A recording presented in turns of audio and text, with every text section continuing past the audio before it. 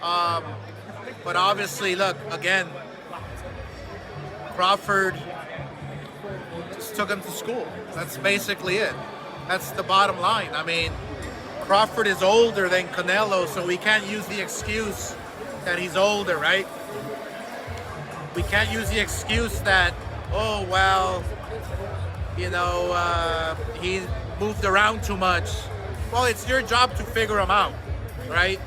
Just like Chavez would figure out a fighter, just like I would figure out a fighter, just like any real great fighter can figure styles out. That's your job. I think Crawford did a tremendous job. Kudos to him. Sky's the limit for Crawford, and I really don't know where Canelo goes, seriously. Switching the coin, Crawford, they were talking about going down to 160, maybe hypothetically taking a vacant belt to face Joran Ennis. They're even talking about going Benavidez, but that's just, Benavidez is a 175 now. But what fights make sense for Crawford at the moment as well? I seriously feel that when Crawford beat Canelo, right? He beat the top dog. He beat the man, right? Okay, where do you go from there? He's gonna have a very difficult time dealing with the media, with the fans, because any fighter he chooses to fight next is not gonna be good enough, right? Because he already beat the top dog. I strongly feel, and I know we're talking about Vergil Ortiz and Erickson Lubin, and I don't like to dream and overthink. That's why I didn't bring that up. Plan another fight. But hey, what about if Vergil gets past Lubin? What about Vergil and Crawford at 160? Imagine that.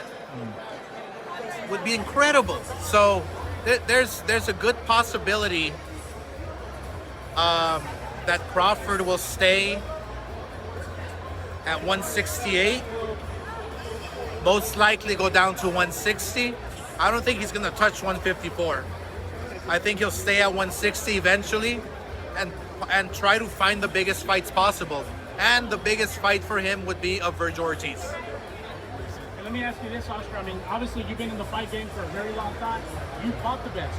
So you know what it takes to fight at that elite level. Yeah. You look at a guy like Canelo Alvarez, like if you were still advising him, what would you tell him? I mean, do you want to see him retire, or would you tell him, hey, it's time to rebuild, or maybe find a new trainer? Yeah, look, I mean, the only thing I can tell him or give him advice in is get a new trainer. I can't advise him on retiring or staying in box. That's a very personal decision. But I can say, hey, get a new trainer. You'll do better. A new trainer will teach you different tricks. Will imagine him getting one of the best trainers out there in the world, like a Ronnie Shields, who's gonna teach you footwork, who's gonna teach you speed and movement and not be so heavy on your feet. So imagine with his power and with his reflexes, he still has a chance to fight several more fights with the elites, but he needs a new trainer. Floyd Mayweather Sr., baby, Mayweather Sr., what would he do with Canelo? Floyd, for me, is the best trainer I've ever had in my life. He would revitalize his style. He would make him a new fighter. That's how great Floyd is. You talked about Spence and Vergil. About 4 years ago, we were talking about that fight here, about the mega fight at Cowboy Stadium. Spence has been hitting about coming back. Oh, has he? A little bit, right? Putting out little feelers, right? Okay. Is that the fight to make in the next year, Spence and Ortiz? Man. First of all, I have to say that I respect Spence so much. When I was promoting him, I've always said that he was like the next Sugar Ray Leonard of our era. Right. Clean cut, good kid, can fight like a mother, you know. He's just amazing. I think he still has that opportunity. I think he has a second chance in life. He has to seize it. He has to want it. He has to have that discipline to capture it, you know? And I strongly feel, imagine that, when Virgil Ortiz was a kid telling me, Oscar, I want to fill up the stadium one day. Well, I'll tell you one thing, Virgil Ortiz and Errol Spence at Dallas Cowboys Stadium, woo, man, it doesn't get any better than that. Oscar, And Jerry Jones, Oscar, the boss, the man, the myth, the legend, come on. And the Oscar, Golden you saw, Boy. you saw, you know, at the last 2 rounds with Canelo, when he threw a punch, something that surprised me, he threw a punch and it didn't work, and he got caught, and it seemed like he just walked away from Crawford. He turned around. To me, I took it like, like I'm just tired. I'm done. Yeah. Danny Garcia said he's mentally tired. Like it's almost like he's checked out. But it makes sense for him to just retire after this. What else is for him to prove now? Well, look, I mean, you have to, look, I'm a fighter, right? And I know exactly what he was feeling and thinking.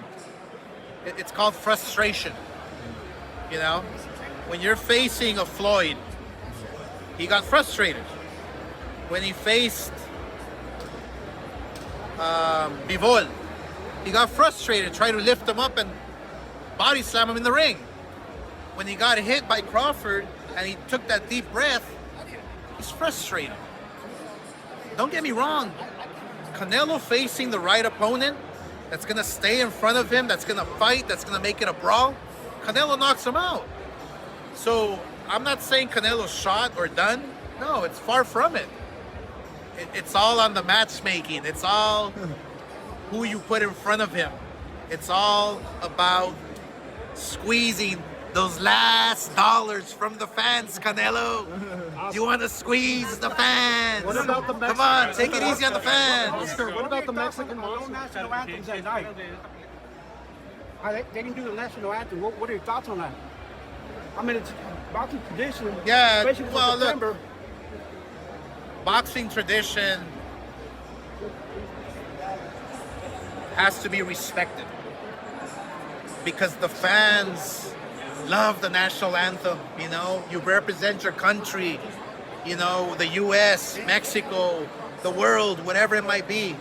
It's honor, it's respect. And you know, I think Canelo did right by having the person sing the national anthem in his dressing room. It's out of respect. You know, you got to respect that. And so it was a beautiful thing he did, but yeah, we must keep tradition in boxing. Oscar, yesterday at a press conference, Tank Davis said he doesn't feel that he's the face of boxing anymore. You know, we got a new wave, we got a new generation of fighters. We got young, hungry lions, young bulls like Virgil Ortiz, ready to take that shine, ready to take that spotlight. Is Virgil Ortiz the next one that the fans should get behind to be that face of boxing? Well, look, we keep Virgil Ortiz busy, and that's what it takes. Keep him busy. Tank Davis is not the face of boxing because he doesn't fight often. He fights once a year. And he's probably one of the best talents in the world. I love Tank Davis. I love watching him fight. I love when he goes in the ring and just demonstrates power and speed and he doesn't give a shit. I love that. But he has to fight more often. We want to see Tank fight 3-4 times a year. Tank Davis, I dare you to break my record. 5 world title fights in 1 year. Let's go. You think he's lost a love for boxing? He wants to fight at 175 Canelo, and he would stay in front of him like you said.